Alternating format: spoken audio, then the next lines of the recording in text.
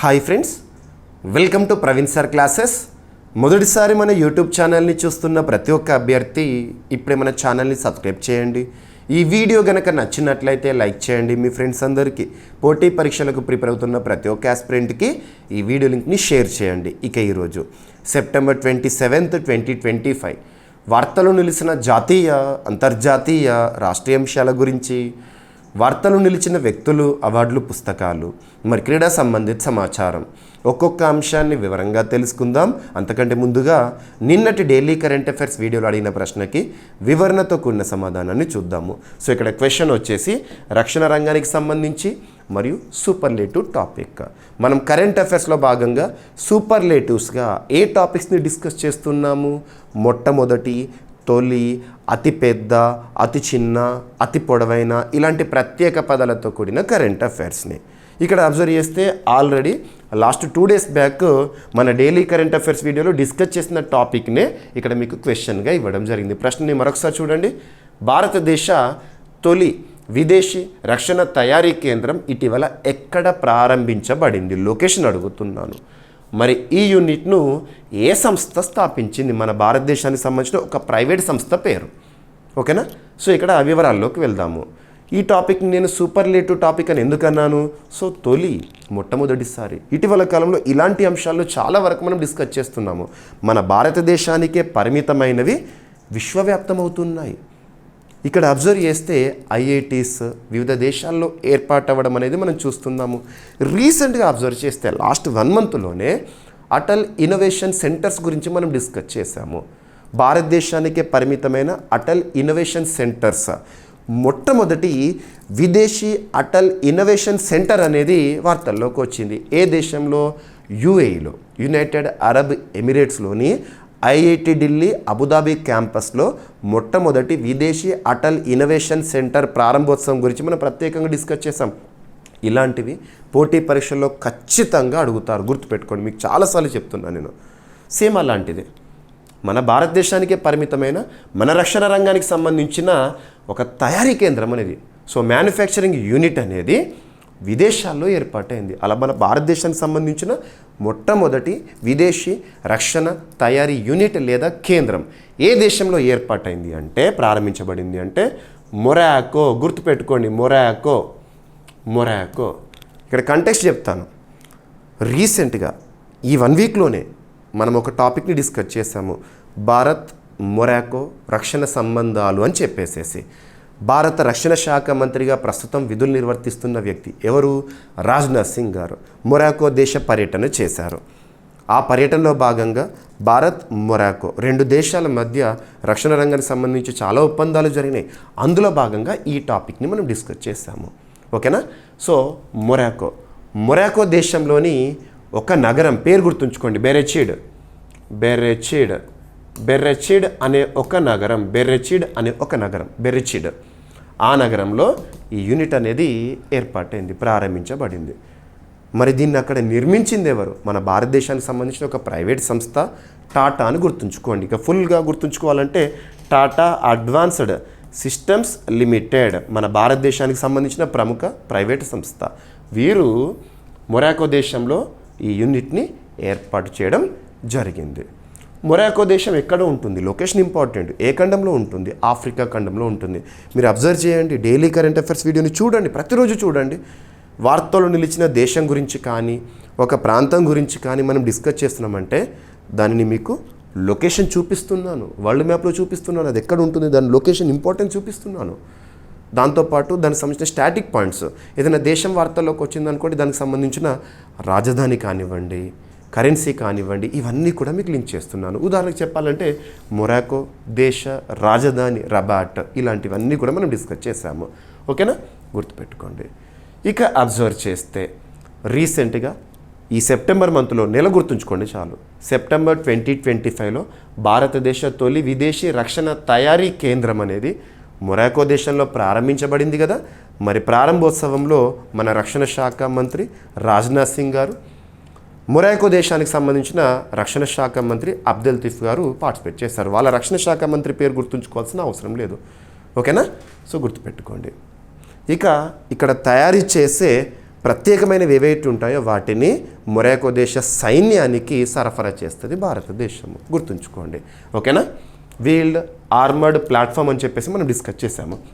So ఇక్కడ చూడండి, భారత రక్షణ శాఖ మంత్రి రాజ్నాథ్ సింగ్ గారు మరియు మొరాకో రక్షణ మంత్రి అబ్దెల్తీఫ్ మొరాకోలోని బెరెచిడ్ అనే ఒక నగరంలో, ఒక సిటీలో భారత్ యొక్క తొలి విదేశీ రక్షణ తయారీ యూనిట్ను ప్రారంభించారు రీసెంట్గా, ఈ వారంలోనే. ఈ యూనిట్ని మన భారతదేశానికి చెందిన ఒక ప్రముఖ ప్రైవేట్ సంస్థ టాటా అడ్వాన్స్డ్ సిస్టమ్స్ లిమిటెడ్ స్థాపించింది. ఇది భారత్ మొరాకో వ్యూహాత్మక భాగస్వామ్యంలో చారిత్రాత్మక ఘట్టంగా పేర్కొనబడిందంట. ఇక్కడ దేశీయంగా అభివృద్ధి చేసిన వీల్డ్ ఆర్మర్డ్ ప్లాట్ఫామ్ తయారీ జరుగుతుందంట. ఆ యూనిట్లో తయారు చేసిన వాటినేమో మొరాకోకు సంబంధించి రాయల్ మొరాకోన్ ఆర్మీకి మన భారత్ సరఫరా చేస్తుంది. ఎనఫ్. ఓకేనా? ఈ విధంగా గుర్తుపెట్టుకోండి.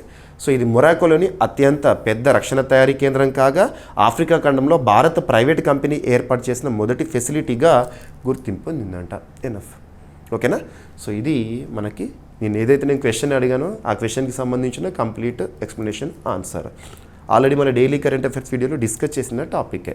ఓకేనా? అభ్యర్థులు ప్రతిరోజు నేను అడుగుతున్న ప్రశ్న ఏదైతే ఉంటుందో ప్రశ్నకి సమాధానం ఇచ్చే ప్రయత్నం చేయండి. చాలా ఇంపార్టెన్స్ ఉన్న టాపిక్స్ని ప్రతిరోజు ఒకటి చొప్పున అడుగుతున్నాను. ఓపికగా మీకు మళ్ళీ ఎక్స్ప్లెనేషన్ ఇస్తున్నాను. ఓకేనా? సో చూడండి. So Tata advanced systems limited ఏదైనా ఒక సంస్థ కానీ లేదా ఒక దేశం కానీ ఏది వార్తల్లోకి వచ్చినా కూడా ఒక టాపిక్ సంబంధించి లింక్ చేస్తూ దాని బ్యాక్గ్రౌండ్ చెప్తున్నాను నేను. టాటా అడ్వాన్స్డ్ సిస్టమ్స్ లిమిటెడ్ 2007 ఇయర్లో ఏర్పాటైంది. హైదరాబాద్ కేంద్రంగా పనిచేస్తోంది. ఇక భారతదేశంలో రక్షణ రంగానికి సంబంధించి పనిచేస్తున్న అత్యున్నత సంస్థ DRDO, defence research development organisation. DRDO 1958 ఇయర్లో ఏర్పాటైంది. న్యూఢిల్లీ కేంద్రంగా పనిచేస్తోంది. డిఆర్డిఓ చీఫ్గా ప్రస్తుతం సమీర్ వి కామత్ గారు విధులు నిర్వర్తిస్తున్నారు. ఇటీవలే తన పదవీ కాలాన్ని పొడిగించింది కేంద్ర ప్రభుత్వము. ఓకేనా? సరిపోతుంది. ఇక భారత్ ఆఫ్రికా రక్షణ సహకారం ఏంటి? Enough. So first topic discuss చేసే ముందు అభ్యర్థులందరికీ ఒక బిగ్గెస్ట్ అనౌన్స్మెంట్. మన జీవీకే స్టడీ సర్కిల్ యాప్, మన యాప్ని ఇన్స్టాల్ చేసుకొని వారు ఎవరైనా ఉంటే ఇప్పుడే ఇన్స్టాల్ చేసుకోండి. మన యాప్లో అందుబాటులో ఉన్న ప్రతి కోర్స్ పైన కూడా ఈ విజయదశమి పండుగను దృష్టిలో ఉంచుకొని భారీ ఆఫర్స్ని అనౌన్స్ చేయడం జరిగింది. మీరు చూడొచ్చు. సో ప్రతి course CA 360, daily CA course, Indian polity, general studies test series, mission 100, UPSC test series అన్ని కోర్సుల పైన కూడా భారీ ఆఫర్ అనేది అందుబాటులో ఉంది. ఆల్రెడీ ఆఫర్ స్టార్ట్ అయిపోయినాయి. సో ఉదాహరణకు తీసుకుంటే మీకు డైలీ కరెంట్ అఫైర్స్ వీడియోని ప్రతిరోజు సాయంత్రం 7 గంటలకి మన యూట్యూబ్ ప్లాట్ఫామ్ ద్వారా అందిస్తున్నాను. ఇక్కడ చెప్తున్న ఈచ్ అండ్ ఎవ్రీ టాపిక్ ఉంటుంది కదా, ఆ టాపిక్కి సంబంధించిన కంటెంట్ ఉంటుంది కదా. మీకు ఏదైతే నేను స్లైడ్స్ చూపిస్తున్నానో మీకు PDF రూపంలో విత్ డౌన్లోడ్ ఆప్షన్తో డైలీ CA కోర్సులో అందుబాటులో ఉంటుంది. ఉదాహరణకు చెప్పాలంటే ఈ ఆఫర్ పీరియడ్లో ఈ కోర్స్ ప్రైస్ జస్ట్ 399 రూపీస్కే మీకు అందుబాటులో ఉంచడం జరిగింది. ఈ ఆఫర్ పీరియడ్ కంటే ముందు మీరు లాస్ట్ 2 డేస్ బ్యాక్ మీరు అబ్జర్వ్ చేసి ఉంటే ఈ కోర్స్ ప్రైస్ 1500 రూపీస్ ఉండే. సో ప్రతి కోర్స్ పైన కూడా భారీ ఆఫర్స్ని అనౌన్స్ చేశాను. సో ఈరోజే కోర్సెస్ని మీరు పొందండి. పోటీ పరీక్షలకు ఉపయుక్తంగా ఉండే విధంగా కంటెంట్ని అద్భుతంగా మీ ముందుకు తీసుకురావడం జరిగింది ప్రతి కోర్సులో కూడా. ఓకేనా? ఈ డైలీ CA కోర్స్ ఉందనుకోండి, అందులో కొన్ని ఫ్రీ PDFs ఉంటాయి. చూడవచ్చు. సెప్టెంబర్ మంత్ సంబంధించిన డైలీ కరెంట్ అఫైర్స్ సంబంధించిన కొన్ని ఫ్రీ PDFs ఉంటాయి. You can download it. శాంపుల్గా చూడండి. ఉదాహరణకు తీసుకుంటే జనరల్ స్టడీస్ టెస్ట్ సిరీస్ ఉంది. అందులో కొన్ని ఫ్రీ టెస్టులు ఉంటాయి, రాయండి. సో మీరు అంచనా వేయచ్చు ఎంత క్వాలిటీ ఉందో మీరు రియలైజ్ అవుతారు. ఓకేనా? సో ప్రతి కోర్స్కి సంబంధించి డిస్క్రిప్షన్ కూడా ఇచ్చాను మీకు. కోర్స్ డిస్క్రిప్షన్ అనేది ఉంటుంది, చూడండి. ఓకేనా? సో ఈ ఆఫర్స్ ఏవైతే ఉంటాయో ఈరోజు యూటిలైజ్ చేసుకోండి. ఇక ఈరోజు ఫస్ట్ టాపిక్. ఈరోజు అన్ని వార్తాపత్రికల్లో కూడా మీరు చూసే ఉంటారు. అటార్నీ జనరల్ పదవికి సంబంధించి తన పదవీ కాలాన్ని పొడిగించడం జరిగింది కేంద్ర ప్రభుత్వం అని చెప్పేసి. ఫస్ట్ కాన్సెప్ట్ చూడాలి. మనం వార్తాపత్రికల్లో చూస్తున్న ఒక వార్తని, ఒక న్యూస్ని కరెంట్ అఫైర్స్గా డిస్కస్ చేస్తున్నాం. News is different, current affairs is different. Current affairs అని ఎందుకు చెప్తున్నానంటే ఆ టాపిక్ని, ఆ న్యూస్ని కన్సర్న్ సబ్జెక్ట్ లింక్ చేస్తున్నాను. ఆ టాపిక్కి అడిషనల్ పాయింట్స్ని ఇస్తున్నాను, జీకే పాయింట్స్ కానీ ఇటువంటివి.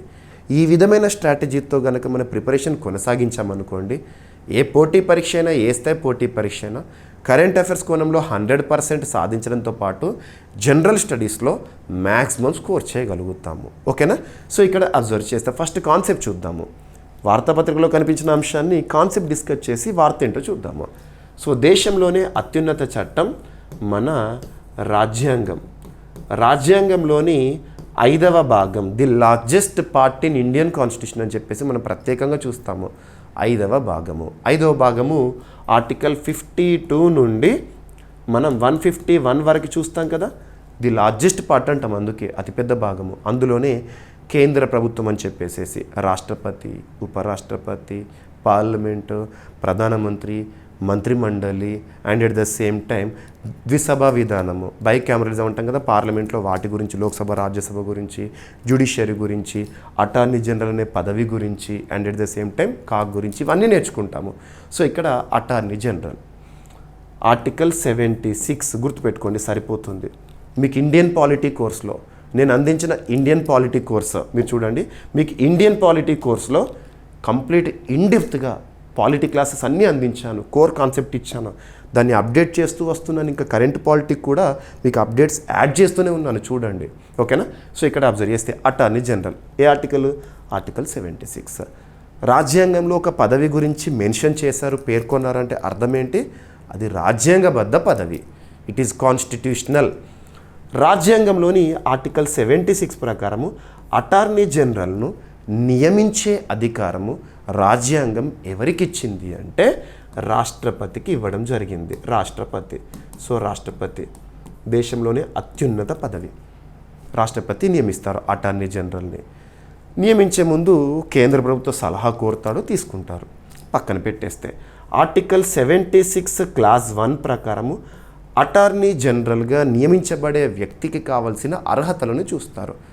ఆ అర్హతలు ఏంటంటే సుప్రీంకోర్టులో న్యాయమూర్తి ఉంటారు కదా, న్యాయమూర్తి, ప్రధాన న్యాయమూర్తి కాదు, సుప్రీంకోర్టులో న్యాయమూర్తులు ఉంటారు కదా, ఆ న్యాయమూర్తులు ఎవరైతే ఉంటారో న్యాయమూర్తికి కావాల్సిన అర్హతలు ఉండాలి. సేమ్ గుర్తుంచుకోండి. ఓకేనా? న్యాయమూర్తికి కావాల్సిన అర్హతలు. అండ్ నెక్స్ట్ వచ్చేసి ఆర్టికల్ 76 క్లాస్ 4. 76 క్లాస్ 4 ఏం చెప్తుంది అంటే అటార్నీ జనరల్కి సంబంధించిన పదవీ కాలం. అటార్నీ జనరల్కి సంబంధించిన పదవీ కాలం రాజ్యాంగంలో మీరు అబ్జర్వ్ చేస్తే నిర్దిష్ట పదవీ కాలం అని చెప్పేసి మెన్షన్ చేయలేదు.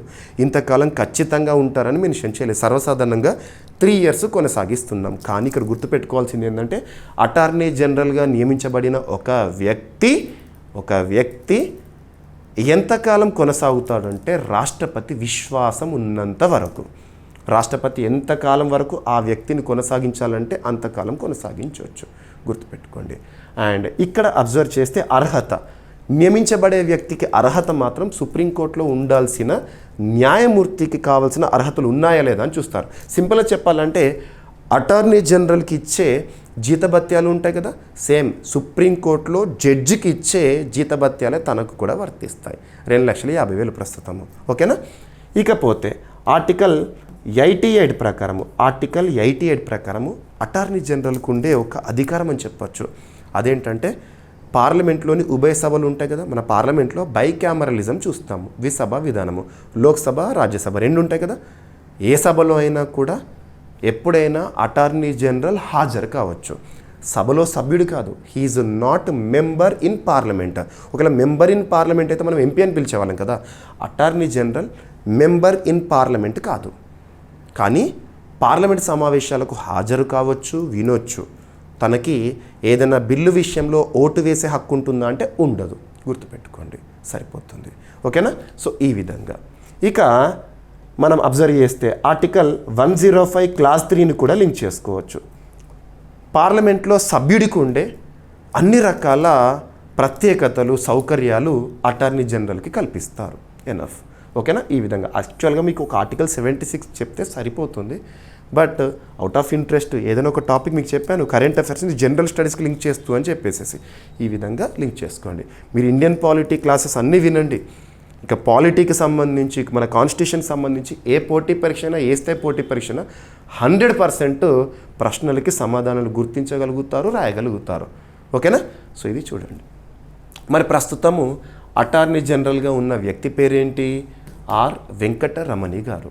తన పదవీ కాలం యాక్చువల్గా సెప్టెంబర్ మంత్తో ముగుస్తోంది. 3 ఇయర్స్ నుండి తనే ఉన్నాడు, 2022 నుండి. ఇక ముగుస్తుంది అన్న దశలో రీసెంట్గా కేంద్ర ప్రభుత్వానికి అధినేత ఎవరు? రాష్ట్రపతి. సో తన పదవీ కాలాన్ని మరొక 2 సంవత్సరాల పాటు పొడిగిస్తున్నట్టుగా ఆర్డర్ రిలీజ్ చేశారు ఎన్ఎఫ్ ఆర్ వెంకట్రమణి. మరి భారతదేశ చరిత్రలో మొట్టమొదటి అటార్నీ జనరల్గా గుర్తింపు పొందిన వ్యక్తి ఎవరు అంటే, చరిత్ర ఎప్పుడైనా మొదటి వ్యక్తులను గుర్తుపెట్టుకుంటుంది, మనం కూడా గుర్తుపెట్టుకోవాలి పోటీ పరీక్షల కోణంలో.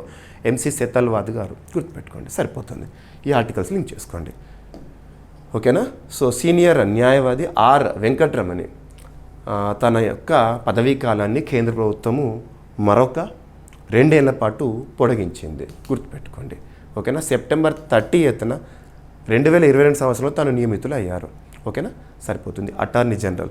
మరి అటార్నీ జనరల్ దేశంలోనే హయ్యెస్ట్ లీగల్ ఆఫీసర్ అంటాము, అత్యున్నత న్యాయాధికారి. కేంద్ర ప్రభుత్వానికి సలహాలు ఇస్తారు. కేంద్ర ప్రభుత్వం తరపున ఎటువంటి కేసెస్ అయినా కూడా భారతదేశంలోని ఏ న్యాయస్థానంలో అయినా కూడా తను వాదిస్తాడు. కేంద్ర ప్రభుత్వం నియమించుకున్న అధికారిక న్యాయవాదని గుర్తుంచుకోండి. అందుకే సుప్రీంకోర్టులో న్యాయమూర్తికి కావాల్సిన అర్హతలు ఉండాలని చెప్తున్నాను. జ్యుడిషియరీ ఎక్స్పర్ట్ ఉండాలి, ఓకేనా. రాష్ట్రపతికి న్యాయ సలహాలు అందిస్తూ ఉంటాడు, కేంద్ర ప్రభుత్వానికి న్యాయ సలహాలు అందిస్తూ ఉంటారు. అందుకే తనను లీగల్ అడ్వైజర్ అంటారు, గుర్తుపెట్టుకోండి. దేశంలోనే హయ్యెస్ట్ లీగల్ ఆఫీసర్. మరి కేంద్ర ప్రభుత్వానికి అటార్నీ జనరల్ ఉన్నప్పుడు రాష్ట్ర ప్రభుత్వాల్లో కూడా ఉండాలి కదా, రాష్ట్రాలకు కూడా ఉండాలి కదా అంటే రాష్ట్రాలకు కూడా ఉంటారు. ఒక్కొక్క రాష్ట్రానికి ఒక్కొక్క అడ్వకేట్ జనరల్ ఉంటారు. ప్రస్తుతానికి అది అప్రస్తుతం. మీరు పార్ట్ 6లో నేర్చుకుంటారు అది, ఓకేనా. సరిపోతుంది, రైట్. సో అటార్నీ జనరల్ సంబంధించి ఏ ఆర్టికల్ ఉంటుంది ఏంటి అని చెప్పేసేసి, రైట్. ఇదంతా మీకు ఓరల్గా చెప్పేసేసాను. భారతదేశం మొదటి అటార్నీ జనరల్ ఎవరు? అత్యధిక కాలం కూడా తానే ఉన్నాడు, రైట్. ఇక రాష్ట్రాలకు అడ్వకేట్ జనరల్ ఉంటారు కదా. Part 6 of Indian constitution article 165 ప్రకారం అడ్వకేట్ జనరల్. కేంద్రం అయితే అటార్నీ జనరల్, రాష్ట్రానికి అయితే అడ్వకేట్ జనరల్, ఓకేనా. సరిపోతుంది. ఇక పాలిటీలో భాగంగా మనం ఈ టాపిక్ని కూడా డిస్కస్ చేస్తాం మన ఇండియన్ పాలిటీ కోర్స్లో. ఎక్కడ అంటే ప్రాథమిక హక్కులు, ఫండమెంటల్ రైట్స్, పార్ట్ 3లో మనం నేర్చుకుంటాం కదా. ఆర్టికల్ 12 నుండి 35 వరకు. అందులో భాగంగా ఆర్టికల్ 33 దగ్గర మీకు ఈ ప్రత్యేకమైన టాపిక్ని చెప్పాను. ఈరోజు అది వార్తల్లోకి వచ్చింది. Armed forces special powers act AFSPA, దీన్ని మరొక 6 నెలల పాటు కేంద్ర ప్రభుత్వం పొడిగించింది. ఆర్మ్డ్ ఫోర్సెస్, ఈ ఆస్పా ఫుల్ ఫామ్ ఏంటి ఫస్ట్ చూడండి. Armed forces special powers act. Each and every word meaning వెతకండి. ఆర్మ్డ్ ఫోర్సెస్ సాయుధ బలగాలు, స్పెషల్ ప్రత్యేక, పవర్స్ అధికారాల చట్టము. అంటే సాయుధ బలగాలకు లేదా సాయుధ దళాలకు ప్రత్యేకంగా అధికారాలను ఇచ్చే ఒక చట్టము ఆస్పా. ఏదైనా ఒక చట్టం గురించి మనం నేర్చుకునేటప్పుడు ఖచ్చితంగా కన్సర్న్ ఇయర్ చూడాలి. ఆ చట్టం పక్కన కామా పక్కన ఇయర్ ఉంటుంది. 1958 ఆస్పా చూడాలి, ఖచ్చితంగా ఇయర్ చూడాలి. ఈ చట్టం యొక్క ప్రత్యేకత ఏంటంటే భారతదేశంలో కొన్ని ప్రాంతాలు తరచూ డిస్టర్బ్డ్ ఏరియాస్గా మనం వార్తల్లో చూస్తాం. డిస్టర్బ్డ్ ఏరియాస్, కల్లోలిత ప్రాంతాలు, ముఖ్యంగా ఈశాన్య రాష్ట్రాల్లో కానీ లేదా సరిహద్దు ప్రాంతాల్లో కానీ, అక్కడ డిస్టర్బ్డ్ ఏరియాస్లో శాంతి భద్రతల పరిరక్షణ కోసము ప్రత్యేకంగా ఆస్పాని ప్రయోగిస్తుంది కేంద్ర ప్రభుత్వం. కేంద్ర ప్రభుత్వంలోని మినిస్ట్రీ ఆఫ్ హోమ్ అఫేర్సే ప్రయోగిస్తుంది. మార్షల్ లా ఇటువంటివన్నీ మనం చూస్తూ ఉంటాము. మరి ఎక్కడైతే ఈ చట్టం అమల్లో ఉంటుందో ఆ ప్రాంతంలో సాయుధ బలగాలకు ఉండే, ఆర్మీకి కానివ్వండి సైనికులకు ఉండే అధికారం ఎలా ఉంటుందంటే ఎవరినైనా కూడా ఎంక్వైరీ చేయొచ్చు, అనుమానితులుగా భావిస్తున్న వ్యక్తులని. ఏ ఇంట్లో అయినా ఎప్పుడైనా సోదా చేయొచ్చు. ఇటువంటివి మనం చూస్తాము. ఒకవేళ ఎవరైనా అనుమానితులుగా ఉన్నారు అని భావిస్తే షూట్ ఎట్ సైట్, ఎక్కడైనా వాళ్ళని కాల్చొచ్చు కూడా. మరి ఇలా కాల్చి చంపితే అడగరా అంటే ఈ చట్టం యొక్క ప్రత్యేకత అది. ఎందుకంటే మేము దేశాన్ని కాపాడుతున్నాం, ప్రత్యేక అధికారాలు ఇచ్చారు, మరి ఆ ప్రాంతంలో అనుమానితులుగా కనబడ్డారు, కాల్ చేసాం, ఇలాంటివి చెప్తారు. చాలాసార్లు వివాదం అవుతుంది కూడా. మనము మణిపూర్ ఉక్కు మహిళ ఇరోమ్ షర్మిల అని చెప్పేసి చరిత్ర పుస్తకాల్లో నేర్చుకున్నాము. ఇరోమ్ షర్మిల మణిపూర్ ఉక్కు మహిళ అని చెప్పేసి, మణిపూర్లో ఈ చట్టాన్ని తీసేయండి అని చెప్పేసి సుదీర్ఘకాలం తను దీక్ష చేసింది, తర్వాత విరమించడము, ఫ్యామిలీ లైఫ్లోకి వెళ్ళడం, ఇవన్నీ చూస్తున్నాము. So armed forces special powers act ప్రస్తుతం భారతదేశంలో అబ్జర్వ్ చేస్తే మణిపూర్లో, నాగాల్యాండ్లో, అరుణాచల్ ప్రదేశ్లో, జమ్మూ అండ్ కాశ్మీర్ ఇక్కడిక్కడ అమల్లో ఉంది అంటే అక్కడ సైనికులకు ప్రత్యేక అధికారాలు ఉంటాయి. ఇప్పుడు ఈ మూడు రాష్ట్రాలు ఏవైతే ఉంటాయో మణిపూర్, నాగాల్యాండ్, అరుణాచల్ ప్రదేశ్, వీటిల్లో మరొక 6 నెలల పాటు కొన్ని సెలెక్టెడ్ డిస్ట్రిక్ట్స్లోని కొన్ని సెలెక్టెడ్ ప్లేసెస్లో ఈ ఆఫ్స్పాని పొడిగిస్తున్నట్టుగా కేంద్ర హోంశాఖ ఉత్తర్వులు జారీ చేసింది. నాగాల్యాండ్ని తరచూ డిస్టర్బ్డ్ ఏరియాగా కేంద్ర హోంశాఖ ప్రకటిస్తూ ఉంటుంది. చూడండి, ఓకేనా, సరిపోతుంది. సో కేంద్ర హోంమంత్రిత్వ శాఖ రీసెంట్గా ఆఫ్స్పాని మరొక 6 నెలల పాటు పొడిగించింది. ఎన్ఎఫ్. ఇక నెక్స్ట్ వచ్చేసేసి జల్ ప్రహార్ అనే ఒక విన్యాసం రక్షణ రంగానికి సంబంధించి. అభ్యర్థులకు తరచూ చెప్తున్నాను, రక్షణ రంగానికి సంబంధించి చాలా టాపిక్స్ని మన వార్తల్లో చూస్తున్నాము. చూడండి, విన్యాసాల గురించి డిస్కస్ చేస్తున్నాను, రక్షణ రంగ దిగుమతుల గురించి డిస్కస్ చేస్తున్నాను, రక్షణ రంగ నివేదికల గురించి డిస్కస్ చేస్తున్నాను, రక్షణ రంగ ఒప్పందాల గురించి డిస్కస్ చేస్తున్నాను, డిఫెన్స్ అక్విజిషన్ కౌన్సిల్ వేటికి ఆమోదముద్ర వేస్తుంది, వీటికి గురించి డిస్కస్ చేస్తున్నాము. ఇటీవల కాలంలో పూర్తి స్వదేశీ పరిజ్ఞానంతో తయారవుతున్న ఆయుధ సంపత్తి గురించి ఇవన్నీ కూడా మనం చూస్తున్నాము. ఇక్కడ అబ్జర్వ్ చేస్తే మన భారతదేశానికి సంబంధించిన ఒక ఎక్సర్సైజ్, డొమెస్టిక్ ఎక్సర్సైజ్ లేదా మన భారతదేశానికి సంబంధించిన అంతర్గత విన్యాసం ఒకటి వార్తల్లోకి వచ్చింది. ఇండియన్ ఆర్మీ, ఇండియన్ నేవీ సంయుక్తంగా నిర్వహించిన ఒక విన్యాసం. ఇటువంటి విన్యాసాల గురించి చూస్తే ఎక్కడ జరిగిందో చూడాలి మన భారతదేశంలో. ఓకేనా, భారత నావికా దళము మరియు సైన్యానికి సంబంధించిన సంయుక్త విన్యాసము. ఓకేనా, ఇక్కడ అబ్జర్వ్ చేస్తే జాయింట్ ఎక్సర్సైజ్ జల్ ప్రహార్ ఇటీవల 2 దశల్లో జరిగింది. ఒకటి sea phase, second harbour phase. ఓకేనా, సో జాయింట్ యాంఫిబియస్ ఎక్సర్సైజ్గా పేరొంది ఇది. ఏ 2 దళాలు అంటారు? భారత నావికా దళం మరియు భారత సైన్యం కలిసి నిర్వహించిన ద్వైవార్షిక సంయుక్త విన్యాసం జల్ ప్రహార్ ఇటీవల ముగిసింది. ద్వైవార్షిక అంటే బై యాన్యువల్ అంటే సంవత్సరానికి 2 సార్లు జరిగేది. బై ఎన్నియల్ అంటే 2 ఏళ్లకు ఒక్కసారి జరిగేది. ఇది బై యాన్యువల్. ఓకేనా, తూర్పు తీరంలో ఇంటర్ సర్వీస్ సమన్వయము, ప్రణాళిక అమల్లో సామర్థ్యం పెంపే ప్రధాన లక్ష్యంగా. హార్బర్ దశ వచ్చేసి విశాఖపట్నం వేదికగా సెప్టెంబర్ 16 నుండి 20 వరకు జరిగింది. ఓకేనా, హార్బర్ ఫేజ్. ఇక నెక్స్ట్ వచ్చేసేసి సీ ఫేజ్ వచ్చేసి కాకినాడలో సెప్టెంబర్ 21 నుండి 23 వరకు జరిగింది. ఓకేనా, సో నౌకాదళం మరియు భారత సైన్యం మధ్య సమగ్ర సమన్వయము, తక్షణ స్పందన సామర్థ్యం మెరుగుదల కోసము ఉద్దేశించబడిన ఒక విన్యాసము. సో నావికా దళానికి సంబంధించి మనం బేసిక్ పాయింట్స్, స్టాటిక్ పాయింట్ చూస్తే జనవరి 26, 1950 ఏర్పాటైంది. ఓకేనా, సో ఇక్కడ అబ్జర్వ్ చేస్తే భారత సైన్యం 1895 అండ్ ఎవ్రీ ఇయర్ కూడా ఇండియన్ ఆర్మీ డేని మనం జనవరి 15న జరుపుకుంటాము. ప్రస్తుతం ఆర్మీ చీఫ్ ఎవరు అంటే జనరల్ ఉపేంద్ర ద్వివేది. ఓకేనా, సరిపోతుంది. యాంఫిబియస్ విన్యాసం అన్నాను కదా, జాయింట్ యాంఫిబియస్ విన్యాసం అంటే ఏంటంటే సముద్రం నుంచి భూమిపై దాడులు చేయగలిగే సంయుక్త మిలిటరీ చర్య. ఓకేనా, ఇక నెక్స్ట్ మేక్ ఇన్ ఇండియా. భారత ప్రధానిగా నరేంద్ర మోదీ గారు వచ్చిన తర్వాత మనం చాలా గొప్ప ఇనిషియేటివ్స్ని చూస్తున్నాము. దేశ పురోగతి అద్భుతంగా ఉంది. అన్ని రంగాల్లో కూడా మనం మంచి వృద్ధిని సాధిస్తున్నాము, అభివృద్ధిని చూస్తున్నాము.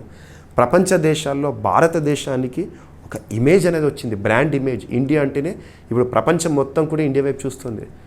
అందులో ప్రస్తుత ప్రభుత్వం యొక్క చొరవ అద్భుతము. అందులో భాగంగా నరేంద్ర మోదీ ఎరా స్టార్ట్ అయిన తర్వాత 2014 సంవత్సరంలో సెప్టెంబర్ 25వ తేదీన మేక్ ఇన్ ఇండియా అని చెప్పేసి ఒక ఇనిషియేటివ్ని మనం చూసాము. మనం విదేశాల నుండి దిగుమతులపైన కాదు ఆధారపడాల్సింది. మన దేశానికి కావాల్సినవి, మన దేశ ప్రజలకు కావాల్సినవి మన దేశంలోనే తయారు చేయాలి. Make in India. తయారు చేసిన వాటిని మన అవసరాలు తీర్చుకొని విదేశాలకు కూడా ఎగుమతి చేయాలి, ఫారెక్స్ని సాధించాలి. ఇవన్నీ ఉంటాయి పూర్తి స్వదేశీ పరిజ్ఞానంతో. అటువంటి మేక్ ఇన్ ఇండియా 11 ఇయర్స్ పూర్తి అనేది వార్తల్లోకి వచ్చింది. ఈ ప్రత్యేక సందర్భంగా నరేంద్ర మోదీ గారు మేక్ ఇన్ ఇండియా గురించి మాట్లాడడం కూడా మనం నిన్నటి రోజున చూసాము. సో 2025 సెప్టెంబర్ 25, 11 ఏళ్ళైంది. మేక్ ఇన్ ఇండియా ఏ సంవత్సరంలో ప్రారంభించబడింది అంటారు? గుర్తుపెట్టుకోండి, 2014 సెప్టెంబర్ 25. వార్తల్లో నిలుస్తున్న పథకాలు ఏవైతే ఉంటే వాటిపైన ప్రత్యేక శ్రద్ధలు చూపండి. పాలసీస్, పథకాలు. అండ్ ఇంకొకటి, పథకాలు పాలసీస్ అంటే ఆల్రెడీ ఎగ్జిస్టింగ్ వాటిపైన కూడా అడుగుతారు. అందులో వస్తున్న మార్పులు ఏంటి, ఇటువంటివి. కొత్త పథకాల గురించి అడుగుతారు, పాత వాటిపైన కూడా అడుగుతారు ఇటువంటివి. ఓకేనా, మీకు CA 360లో స్కీమ్స్ ఇన్ న్యూస్ అని చెప్పి స్పెషల్ ఫోల్డర్ ఇచ్చాను. ఎవ్రీ 15 days సంబంధించిన ఇటువంటి టాపిక్స్ అని ఒక దగ్గర చెప్పి PDF ఇస్తున్నాను, చూడండి ఒకసారి. సో ఓకేనా, మేక్ ఇన్ ఇండియా ప్రారంభానికి 11వ వార్షికోత్సవాన్ని జరిపారు.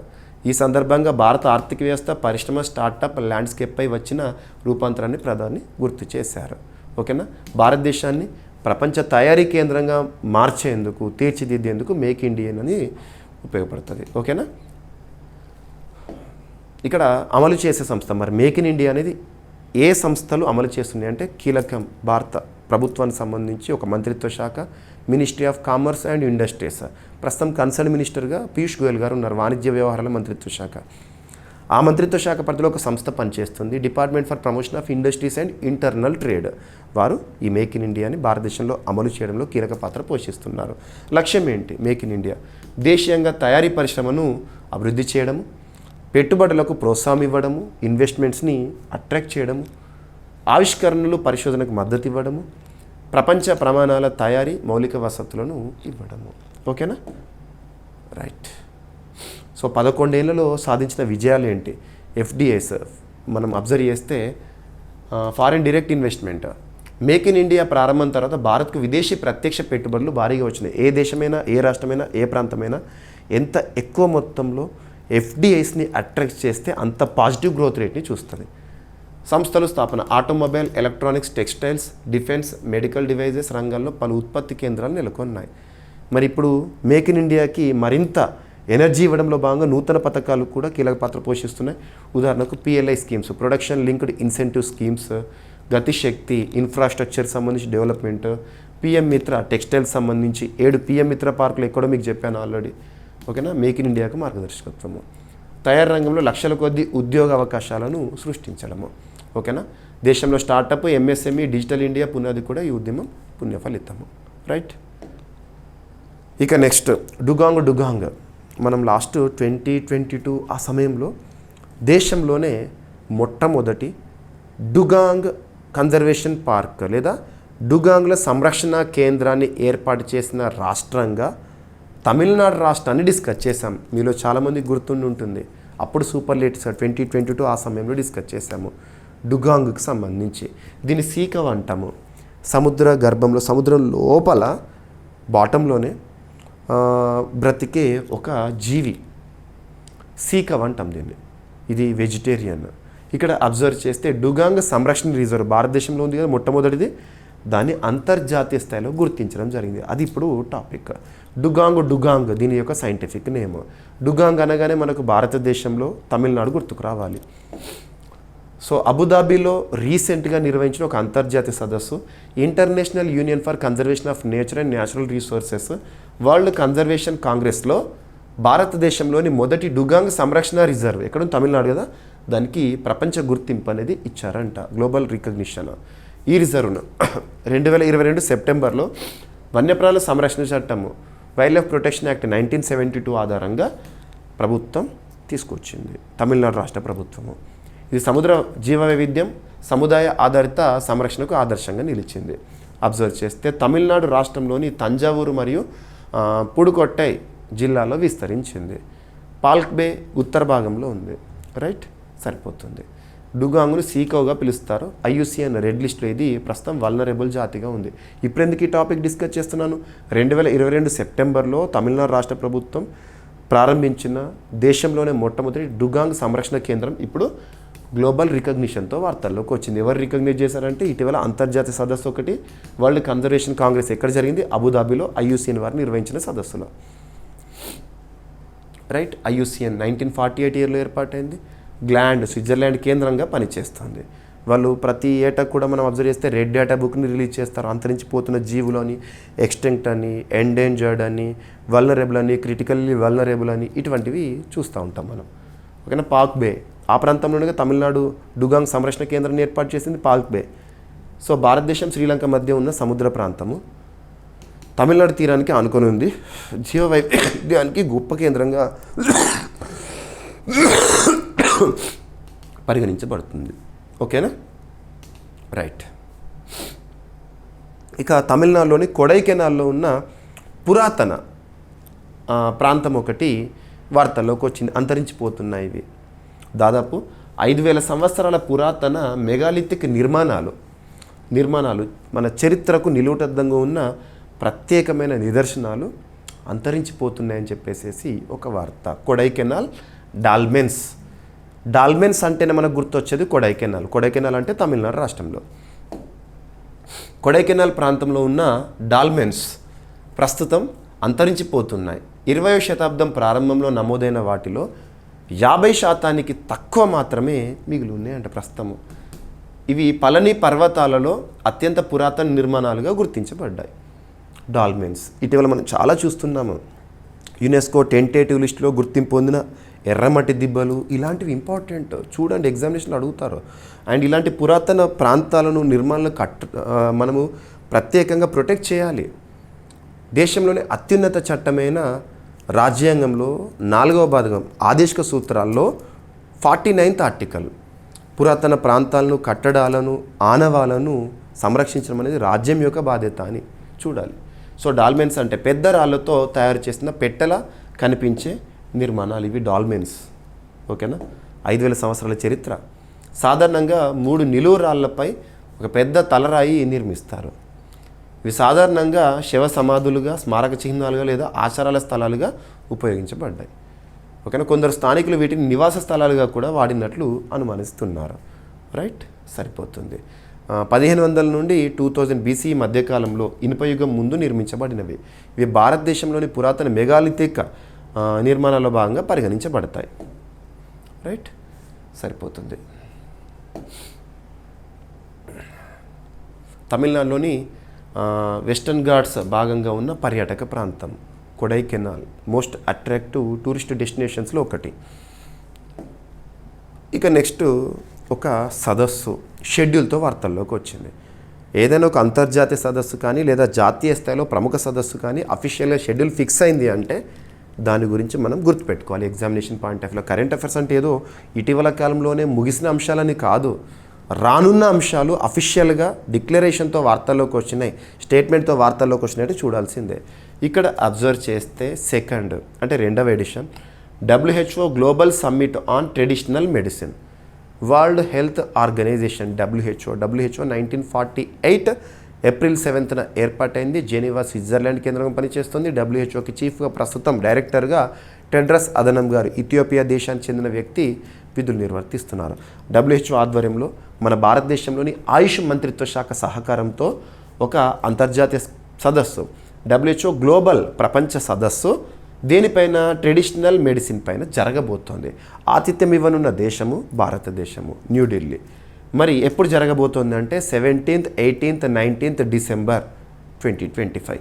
మరి ఈ సదస్సు ఏదైనా ఒక సదస్సు గురించి మనం డిస్కస్ చేసేటప్పుడు ఆ సదస్సు యొక్క పేరేంటి, ఆ సదస్సును నిర్వహించేవారు ఎవరు, ఇక్కడ చెప్పాను WHO మరియు ఆయుష్ మంత్రిత్వ శాఖ. మరి ఆ సదస్సు ఎప్పుడు, ఎక్కడ, థీమ్ ఏంటి? సో థీమ్ వచ్చేసి restoring balance for people and planet, the science and practice of well being.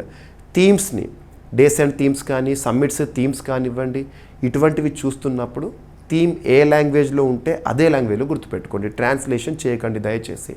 ఓకేనా? సో ప్రతాప్రావు జాదవ్ గారు దీనికి సంబంధించిన అఫీషియల్ స్టేట్మెంట్ ఇచ్చారు. Ministry of Ayush concern minister ప్రస్తుతము. సో ఆయుష్ మంత్రిత్వ శాఖ మరియు ప్రపంచ ఆరోగ్య సంస్థ సంయుక్తంగా ఈ సదస్సును నిర్వహించనున్నాయి. ఎప్పుడు నిర్వహించనున్నాయి, ఎక్కడ? ఈ సదస్సు ద్వారా ట్రెడిషనల్ మెడిసిన్ ఉంటుంది కదా, ఆయుష్ పరిధిలో సాంప్రదాయ వైద్య విధానాల ప్రాముఖ్యతను ప్రపంచ స్థాయిలో ప్రదర్శించడం అనేది లక్ష్యంగా ఉంది. సో సెకండ్ ఎడిషన్ అన్నాను కదా, మరి ఇక్కడ మీకు ఒక డౌట్ రావాలి. ఒక అంతర్జాతీయ సదస్సు, ఒక ప్రపంచ సదస్సు జరుగుతుంది. మరి మొట్టమొదటి సదస్సు ఎప్పుడు జరిగింది? 2023 గుజరాత్లో జరిగింది అప్పుడు. ఓకేనా? ఇక ఆయుష్ మంత్రిత్వ శాఖ 2014 సంవత్సరంలో ప్రారంభమైంది. ప్రస్తుతం కేంద్రంలో అధికారంలో ఉన్న నరేంద్ర మోదీ గారి ప్రభుత్వము అమల్లోకి వచ్చిన తర్వాత 2014లో వచ్చింది అధికారంలోకి బీజేపీ, అప్పుడే ఆయుష్ మంత్రిత్వ శాఖ కూడా వచ్చింది. ఓకేనా? సరిపోతుంది. ఆయుష్ ఫుల్ ఫామ్ ఆయుర్వేద, యోగ, న్యాచురోపతి, యునాని, సిద్ధ అండ్ హోమియోపతి. భారతీయ సాంప్రదాయ వైద్య విధానాలను కానివ్వండి, మన పద్ధతులను కానీ ప్రపంచవ్యాప్తం చేయడము. ఇక వరల్డ్ హెల్త్ ఆర్గనైజేషన్ సంబంధించిన అంశము. WHO భారతదేశ సహకారంతో మన భారతదేశంలో 2022లో గ్లోబల్ సెంటర్ ఫర్ ట్రెడిషనల్ మెడిసిన్ను గుజరాత్లోని జామ్నగర్లో ఏర్పాటు చేసింది. ఇది ఇంపార్టెంట్ పాయింట్. ఇక్కడ ట్రెడిషనల్ మెడిసిన్ కాబట్టి ఇక్కడ లింక్ చేస్తున్నాను. ఆ రోజుల్లో మనం దీని గురించి ప్రత్యేకంగా డిస్కస్ చేసాము, ఎగ్జామినేషన్స్లో కూడా వచ్చింది. ఇక next all India institute of Ayurveda పరిధిలో ఒక సెంటర్ ప్రారంభోత్సవం అనేది Prayas all India institute of Ayurveda గోవాలో తొలి సమగ్ర న్యూరో రీహాబిలిటేషన్ కేంద్రం అనేది ప్రారంభమైంది. దీన్ని ఆయుష్ శాఖ మంత్రి గారు ప్రారంభించడం జరిగింది. ఇటీవల మనం చూసాము September 23 10th national Ayurveda day.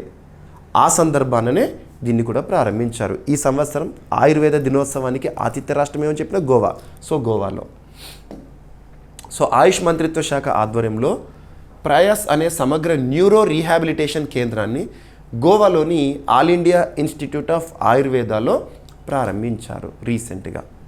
Prayas ఈ సెంటర్ యొక్క ప్రత్యేకత ఏంటంటే పిల్లల్లో న్యూరలాజికల్ అండ్ డెవలప్మెంటల్ సమస్యలకు సమగ్ర చికిత్స అందించడం. పిల్లలకు సంబంధించి ఆయుర్వేదం, yoga, physiotherapy, speech therapy, occupational therapy మరియు ఆధునిక బాలవైద్యం అన్నింటినీ సమన్వయం చేస్తూ అందించడం అనేది ఉద్దేశం. ఇది దేశంలో మొదటి న్యూరో హోలిస్టిక్ కేంద్రంగా నిలిచింది.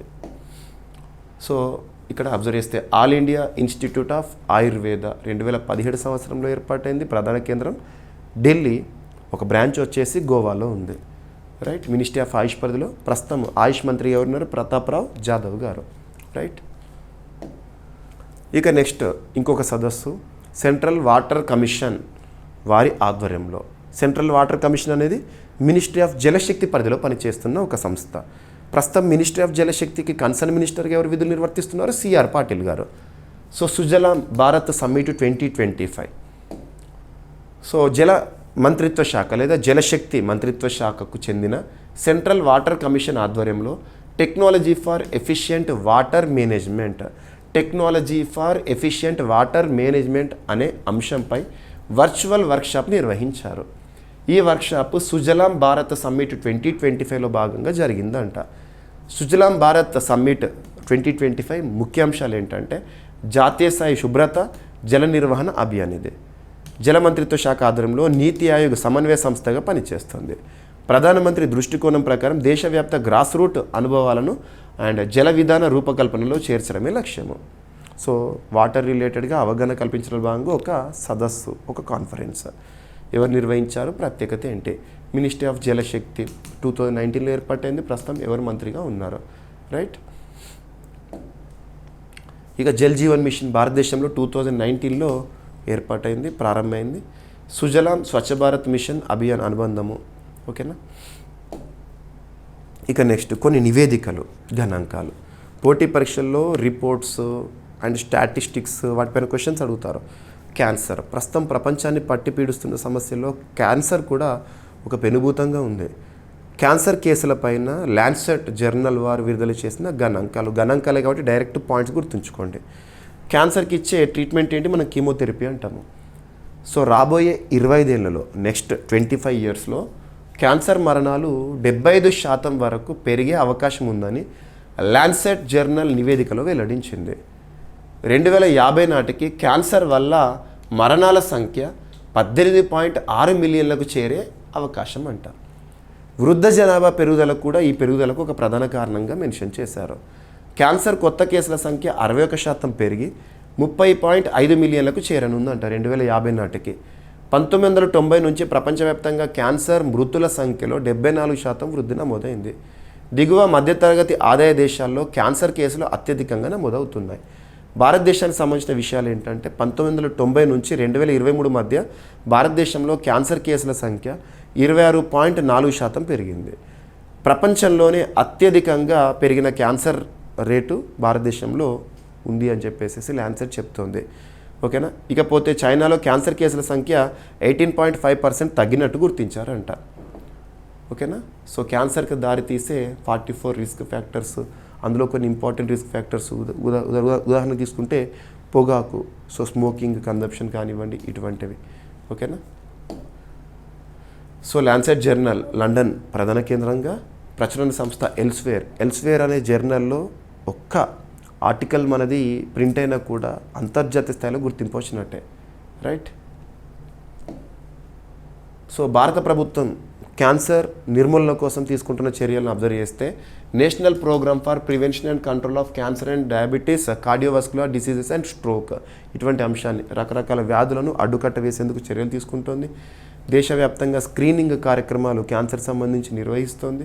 ఇటువంటివి ఓకేనా. ప్రపంచ క్యాన్సర్ దినోత్సవం ప్రతి ఏటా February 4th క్యాన్సర్ పట్ల అవగాహన కల్పించడంలో భాగంగా. ఇక ministry of statistics and programme implementation వారు ఒక విద్యా సర్వే గణాంకాలను రిలీజ్ చేశారు. ఇక్కడ అబ్జర్వ్ చేస్తే డ్రాప్అవుట్ రేట్స్, డ్రాప్అవుట్ అంటే విద్యా వ్యవస్థకు పిల్లలు దూరం అవ్వడము, చదువుతున్న విద్యార్థులు ఇక పాఠశాలను మానేయడం అన్నట్టు, ఇటువంటివి. ఇక్కడ 2 yearsని కంపారేటివ్గా ఇచ్చారు. ఆ గణాంకాలు చూద్దాము. Ministry of statistics and programme implementation వారు సో నిర్వహించిన comprehensive modular survey education. So report పేరేంటి?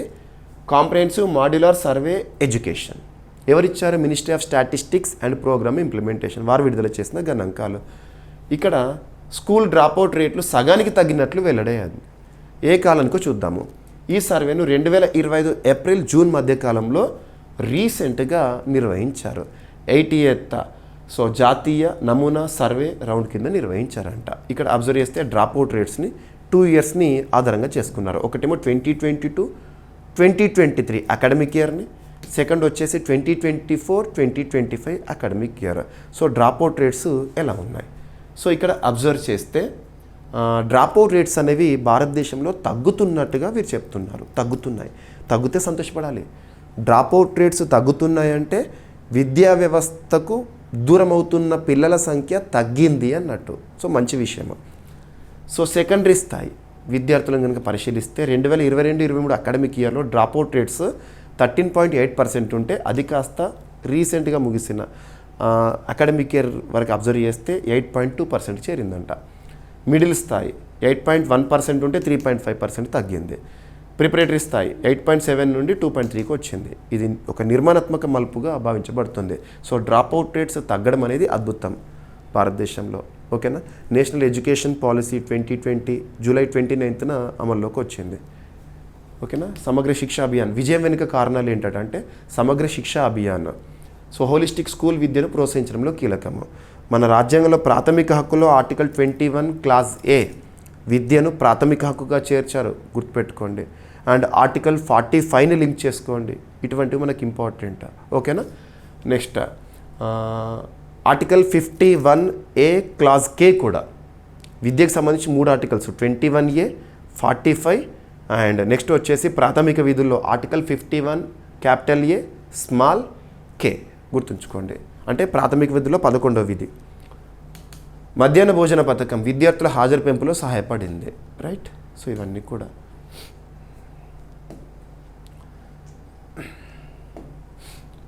Ministry of statistics and programme implementation 1999 year నుండి పనిచేస్తున్న మంత్రిత్వ శాఖ. ఓకేనా. సో సమగ్ర శిక్షా అభియాన్ 2018లో ప్రారంభమైంది. Next national education policy 5+3+3+4 model ఎగ్జామ్లో అడుగుతారు ఈ మోడల్ ఏంటి అని. ఓకేనా. ఇక నెక్స్ట్ ప్రపంచంలోనే తొలి అనే అంశంతో ఒక అంశం ఇక్కడ. సో HSBC IBM క్వాంటమ్ ఆధారిత అల్గారిథం బాండ్ ట్రేడింగ్ ట్రయల్ని రీసెంట్గా ప్రారంభించారు. అదేంటో చూడండి డైరెక్ట్గా. సో ప్రపంచంలోని మొట్టమొదటి క్వాంటమ్ ఆధారిత అల్గారిథమిక్ బాండ్ ట్రేడింగ్ ట్రయల్ ప్రకటించింది. ఎవరంట? HSBC IBM.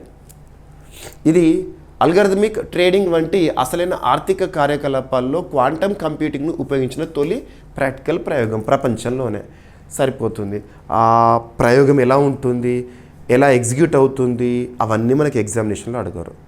సో పోటీ పరీక్షల కోణంలో టెక్నాలజీకి సంబంధించి కానీ సైన్స్కి సంబంధించి కానివ్వండి వార్తలు నిలుస్తున్న అంశాలు వాట్ ఈజ్ వాట్ అని అడుగుతారు. ఆస్పిరెంట్స్కి ఎంతవరకు తెలుసు అని పరిశీలిస్తారు తప్పితే దాని గురించి ఎంత లోతుగా తెలుసు అని పరీక్షించారు. ఇటువంటి టాపిక్స్ ముఖ్యంగా. So what is what something of this topic should be known అంతే. సో డైరెక్ట్గా ఈ 2 పాయింట్స్ గుర్తుపెట్టుకోండి. ఏ సంస్థ దేంతో వార్తల్లోకి వచ్చింది, ప్రత్యేకత ఏంటి. ఎనఫ్. ఓకేనా. అల్గారిథమిక్ ట్రేడింగ్ అంటే ఏంటంటే కంప్యూటర్ ప్రోగ్రాంలను ఉపయోగించి షేర్స్, బాండ్స్ వంటి పెట్టుబడి సాధనాల కొనుగోలు, అమ్మకాలను ఆటోమేటిక్గా అమలు చేయడం కోసం ఉద్దేశించబడింది. రైట్. సో ఇక HSBC full form Hong Kong and Shanghai banking corporation 1865 ఇయర్లో ఏర్పాటైంది. లండన్ UK కేంద్రంగా పనిచేస్తుంది. సరిపోతుంది. భారత్లో ప్రధాన కేంద్రం ముంబై. ఇక IBM ఇంటర్నేషనల్ బిజినెస్ మిషన్స్ 1911 ఇయర్లో ఏర్పాటైంది. USA కేంద్రంగా పనిచేస్తుంది. సో టెక్ దిగ్గజము. ఇక వార్తల్లో కనిపించిన ఒక జీవి ఏదైనా ఒక జీవి ఆనవాలను మనం చూస్తున్నామంటే, వార్తలో చూస్తున్నామంటే దాని యొక్క సైంటిఫిక్ నేమ్ చూడాలి. దాన్ని ఏ ప్రాంతంలో కనుగొన్నారు ప్రత్యేకత. ఇక్కడ ఒక ప్రత్యేకమైన ఈల్ జాతి కనుగొనబడింది. దాని యొక్క పేరేంటి అంటారు అప్టెరిక్టస్ అని గుర్తుంచుకోండి. అప్టెరిక్టస్ కన్యాకుమారి అంటే కన్యాకుమారి. ఓకేనా. సో రీసెంట్గా ఐకార్కు చెందిన national bureau of fish genetic resources శాస్త్రవేత్తలు కొలచెల్ తీరంలో ఒక ప్రత్యేకమైన ఈల్ జాతిని గుర్తించారు. ఈ జాతికి ఏం పేరు పెట్టారంటే అప్టెరిక్టస్ కన్యాకుమారి. ఇది తమిళనాడులోని కన్యాకుమారి జిల్లాకి గౌరవ సూచకంగా అరేబియా సముద్రం జీవ వైవిధ్యాన్ని ప్రతిపాదించేదంట. గుర్తుంచుకోండి. ప్రత్యేకమైన ఈల్ ఫిష్ కొలచెల్ తీరంలో దీన్ని గుర్తించారు. ఓకేనా, సరిపోతుంది. ఇక national bureau of fish genetic resources 1983 ఇయర్లో ఏర్పాటైంది. ప్రధాన కార్యాలయం వచ్చేసి లక్నో. ఓకేనా, సరిపోతుంది. అండ్ మనకు ముఖ్యంగా కేరళ, తమిళనాడు తీర ప్రాంతం ఎదురు అక్కడ కొత్త జీవజాతులు చాలా కనబడుతూ ఉంటాయి. ముఖ్యంగా వెస్టర్న్ ఘాట్స్ ఆ ప్రెమిసెస్లో కూడా ఇటువంటి టాపిక్స్ని సోర్స్గా ఏం చెప్పవచ్చు అంటే హిందూ పేపర్ లాస్ట్ పేజ్లో కనబడతాయి. మీకు చూడవచ్చు. మీకు డైలీ కరెంట్ అఫైర్స్ వీడియోలో అందించే కంటెంట్ మొత్తాన్ని కూడా నేను ఏ సోర్సెస్ నుండి ఎక్కువగా తీసుకుంటానంటే press information bureau, news on air, all India radio, జాతీయ స్థాయిలో ప్రముఖ వార్తాపత్రికలు, రాష్ట్ర స్థాయిలో ప్రముఖ వార్తాపత్రికలు. వార్తాపత్రికల్లో సేకరించిన సమాచారాన్ని మరొకసారి వెరిఫై చేస్తాను. ఎందుకంటే వార్తాపత్రికలు కనిపించే వార్త కొన్ని సందర్భాలు తప్పు కావచ్చు. దాన్ని నిర్ధారణ చేసుకున్నాకే మీకు చెప్తాను నేను. ఓకేనా, ఏ రోజు టాపిక్ ఆ రోజు అందిస్తున్నాను. రైట్. ఇక ఒక స్కీమ్ భారతదేశంలో శాస్త్ర సాంకేతిక రంగానికి సంబంధించి నైపుణ్యాభివృద్ధికి సంబంధించి సిబిహెచ్ఆర్డి స్కీమ్. సిబిహెచ్ఆర్డి ఫుల్ ఫామ్ ఏంటి అంటే the capacity building and human resource development scheme. శాస్త్రీయ పరిశోధన, మానవ వనరుల అభివృద్ధి కోసం ఒక కొత్త ప్రణాళికని కేంద్ర ప్రభుత్వం తీసుకొచ్చింది. ఓకేనా. సో భారత ప్రభుత్వం శాస్త్రీయ పరిశోధన మరియు మానవ వనరుల అభివృద్ధి కోసం ఒక కొత్త ప్రధాన స్కీమ్ను ఆమోదించింది. ఈ స్కీమ్ ఇంప్లిమెంటింగ్ బాడీస్ ఏంటంటే department of scientific and industrial research మరియు CSIR, council of scientific and industrial research. ఇక్కడ అబ్జర్వ్ చేస్తే ప్రధాన లక్ష్యాలను కనుక మనం చూస్తే భారతదేశ పరిశోధనా సామర్థ్యాన్ని పెంచడము అండ్ ఆవిష్కరణల వాతావరణాన్ని బలోపేతం చేయడము. సో నైపుణ్యాభివృద్ధిని కలిగించడం శాస్త్ర సాంకేతిక రంగంలో. రైట్. సో ముఖ్యంగా ఏ రంగాల్లో ప్రోత్సహిస్తారంటే స్టెమ్ అంటే science, technology, engineering, medical sciences, mathematics. ఓకేనా. So department of scientific and industrial research 1985 ఇయర్లో ఏర్పాటైంది. Ministry of science and technology పరిధిలో పనిచేస్తుంది. ఇక CSIR, council of scientific and industrial research, భారతదేశంలో శాస్త్ర సాంకేతిక రంగంలో పనిచేస్తున్న అత్యున్నత సంస్థగా చెప్పవచ్చు. 1942 ఇయర్లో ఏర్పాటైంది. న్యూఢిల్లీ కేంద్రంగా పనిచేస్తుంది. ఆ సంస్థ చరిత్రలో మొట్టమొదటి మహిళా డైరెక్టర్ జనరల్గా చరిత్రలో నిలిచిన వ్యక్తి నల్లతంబి కలైసెల్వి.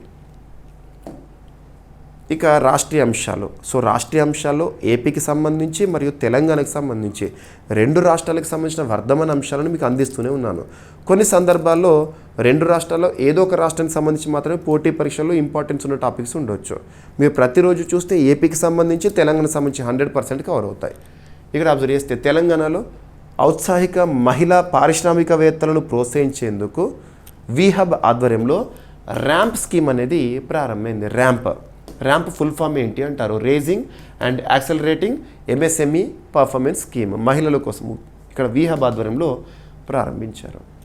ఇది ప్రపంచ బ్యాంకు సహకారంతో, ర్యాంప్ అనేది ప్రపంచ బ్యాంకు సహకారంతో సూక్ష్మ, చిన్న, మధ్యతర పరిశ్రమల మంత్రిత్వ శాఖ చేపట్టిన స్కీమ్కి, భారతదేశ ప్రభుత్వం చేపట్టిన స్కీమ్కి అనుసంధానంగా అమలు చేస్తారంట. తెలంగాణలోని 13 జిల్లాల నుంచి ఎంపికైన 45 మంది ఆధ్వర్యంలో ఎంఎస్ఎంఈ యూనిట్లకు మద్దతు ఇస్తారంట. సరిపోతుంది. ఓకేనా. ఔత్సాహిక మహిళా పారిశ్రామికవేత్తలను ప్రోత్సహించడం. ఇక వీహబ్ అనేది తెలంగాణ రాష్ట్రంలో గత ప్రభుత్వము 2018 ఇయర్లో ప్రారంభించింది. మహిళా పారిశ్రామికవేత్తలను ప్రత్యేకంగా తీర్చిదిద్దడము. ఓకేనా. So RAMP scheme raising and accelerating MSME performance 2022 ఇయర్లో ప్రారంభము. ఓకేనా, సరిపోతుంది. ఇక క్రీడలకు సంబంధించి అఫీషియల్ షెడ్యూల్ అనేది చూడవచ్చు మనము.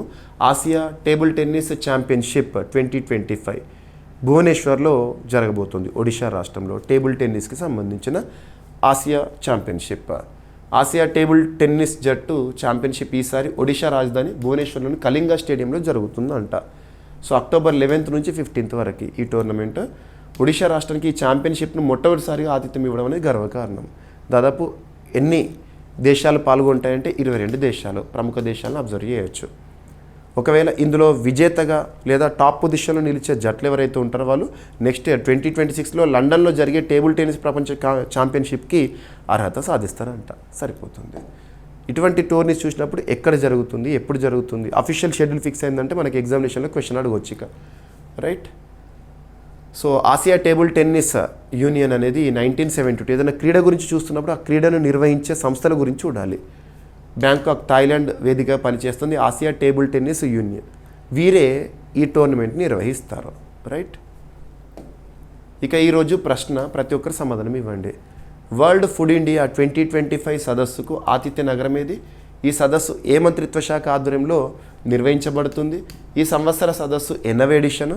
ఈ సంవత్సర థీమ్ ఏంటి? డైరెక్ట్గా మనం ఆల్రెడీ డిస్కస్ చేసిన టాపికే, ప్రస్తుతం కూడా జరుగుతున్న సదస్సే, రేపటితో ముగుస్తుంది ఈ సదస్సు, ఓకేనా. అండ్ అభ్యర్థులందరూ కూడా మన యాప్ని ఇన్స్టాల్ చేసుకోండి. మన యాప్లో ప్రతి కోర్స్ పైన కూడా భారీ ఆఫర్ అనేది అందుబాటులో ఉంది, అవైల్ చేసుకోండి. First topic attorney general of India పదవీ కాలము పొడిగింపు అని చెప్పేసి. Next armed forces special powers act మరొక 6 నెలల పాటు పొడిగింపుతో వార్తల్లోకి వచ్చింది. కాన్సెప్ట్ చూడండి సరిపోతుంది. అండ్ జలప్రహార్ అనే ఒక విన్యాసం ఇటీవల వార్తల్లోకి వచ్చింది. And make in India 11 years కంప్లీషన్తో న్యూస్లో చూసాము, విజయం ఏంటిది. అండ్ డుగోంగ్ సంరక్షణ రిజర్వ్ అనేది రీసెంట్గా చూసాము, అంతర్జాతీయ స్థాయిలో గుర్తింపు. అండ్ ప్రత్యేకంగా చూస్తే Kodaikanal dolmens. And AYUSH WHO second world summit అనేది జరగబోతోంది, అఫీషియల్ షెడ్యూల్ అనేది వార్తల్లోకి వచ్చింది. Prayas all India institute of Ayurveda గోవాలో తొలి సమగ్ర న్యూరో రీహాబిలిటేషన్ కేంద్రము. And Sujalam Bharat summit 2025. And cancer మరణాలపై ల్యాన్సెట్ జర్నల్ విడుదల చేసిన గణాంకాలు. Next ministry of statistics and programme implementation విద్యా సర్వే 2025 గణాంకాలు రిలీజ్ చేసింది, అందులో డ్రాప్అవుట్స్ ఎలా ఉన్నాయని. అండ్ HSBC IBM క్వాంటమ్ ఆధారిత అల్గారిథమిక్ బ్రాండ్ ట్రేడింగ్ ట్రయల్ అనేది వార్తల్లోకి వచ్చింది. అండ్ ఇటీవల వార్తల్లోకి వచ్చిన ఒక కొత్త ఈల్ ఫిష్ జాతి. అండ్ ఇటీవల ఒక స్కీమ్కి సంబంధించి కేంద్ర కేబినెట్ ఆమోదముద్ర. తెలంగాణలో మహిళల కోసము, మహిళా ఔత్సాహిక పారిశ్రామికవేత్తల కోసము ప్రత్యేక ర్యాంప్ స్కీమ్ ప్రారంభము.